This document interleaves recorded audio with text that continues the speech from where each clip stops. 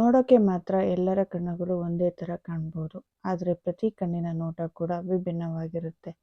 ಆದರೆ ನಾವು ಮಾತ್ರ ನಮಗೆ ಕಂಡದ್ದು ಮಾತ್ರ ಸತ್ಯ ಎಂಬ ಭ್ರಮೆಯಲ್ಲಿ ತೇಲ್ತಾ ಇರ್ತೀವಿ. ಅರ್ಥ ಮಾಡ್ಕೊಳ್ಳಿ, ಇನ್ನೊಬ್ಬರಿಗೆ ಕಂಡ ಸತ್ಯ ಬೇರೆಯೇ ಇರುತ್ತೆ. ಹಾಯ್ ಫ್ರೆಂಡ್ಸ್, ಎಲ್ಲರೂ ಹೇಗಿದ್ದೀರಾ? ಐ ಹೋಪ್ ಎಲ್ಲರೂ ಚೆನ್ನಾಗಿದ್ದೀರಾ ಅಂತ ಅನ್ಕೋತಾ ಇವತ್ತಿನ ವ್ಲಾಗ್ನ ಶುರು ಮಾಡೋಣ ಬನ್ನಿ. ಯಾರ್ಯಾರು ನನ್ನ ವೀಡಿಯೋನ ನೋಡ್ತಾ ಇದ್ದೀರಾ ಅವರಿಗೆಲ್ಲ ವೆಲ್ಕಮ್.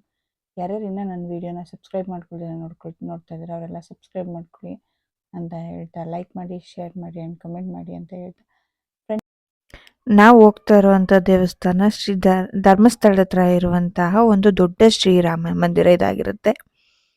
ಈ ದೇವಸ್ಥಾನವು ಮಂಜುನಾಥ ದೇವಸ್ಥಾನದಿಂದ ಅಂದರೆ ಪೂರ್ವಕ್ಕೆ ನೇತ್ರಾವತಿ ನದಿ ಇದೆಯಲ್ಲ, ಅದರ ಹತ್ರನೇ ಇದೆ ಇದು ದೇವಸ್ಥಾನ. ಶ್ರೀರಾಮ ಮಂದಿರ ಹೆಸರೇ ಹೇಳೋ ಥರ ರಾಮ ಹೆಂಗೆ ರಾಮನ ನೋಡಿದ ತಕ್ಷಣ ಅವನ ಮುಖದಲ್ಲಿ ನಗು ಇರುತ್ತೋ, ತುಂಬ ಪ್ರಶಾಂತವಾಗಿರ್ತಾರೋ ಆ ಥರ ಇದೆ ದೇವಸ್ಥಾನ.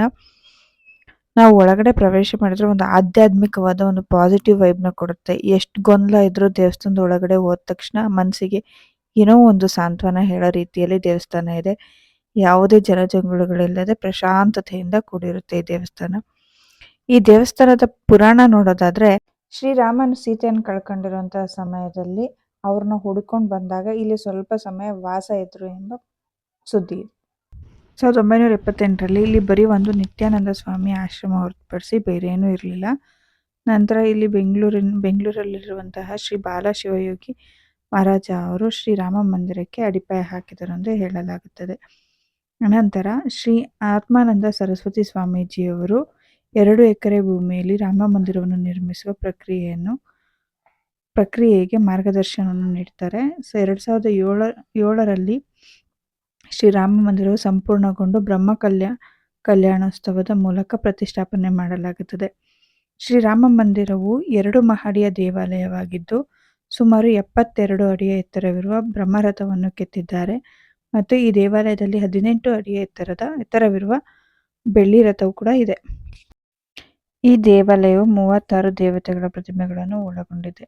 ನವಗ್ರಹಗಳ ಪ್ರತಿಮೆ ಮತ್ತು ನವದುರ್ಗೆಯರ ಪ್ರತಿಮೆಗಳು, ಗಣೇಶ, ಆಂಜನೇಯ, ಸೀತೆ, ರಾಮ, ಲಕ್ಷ್ಮಣ, ಕೃಷ್ಣ ಮುಂತಾದ ದೇವರುಗಳನ್ನು ನಾವಿಲ್ಲಿ ನೋಡಬಹುದು. ಈ ದೇವಾಲಯದ ವಿಗ್ರಹಗಳ ಕೆತ್ತನೆಗೆ ಬಳಸಿಕೊಂಡಿರುವ ಕಲ್ಲುಗಳು ಪ್ರಾಚೀನ ಕಾಲದ ಅಮೃತ ಶಿಲೆಯಾಗಿದ್ದು, ಈ ದೇವಾಲಯದಲ್ಲಿ ಬಳಸಿರುವ ಕಲಾಕೃತಿಗಳು ಶ್ರೀರಾಮರ ಅರಮನೆಯ ವೈಭೋಗವನ್ನು ಬಿಂಬಿಸುತ್ತದೆ. ಅದನ್ನು ನೀವೀಗ ನೋಡಬಹುದು.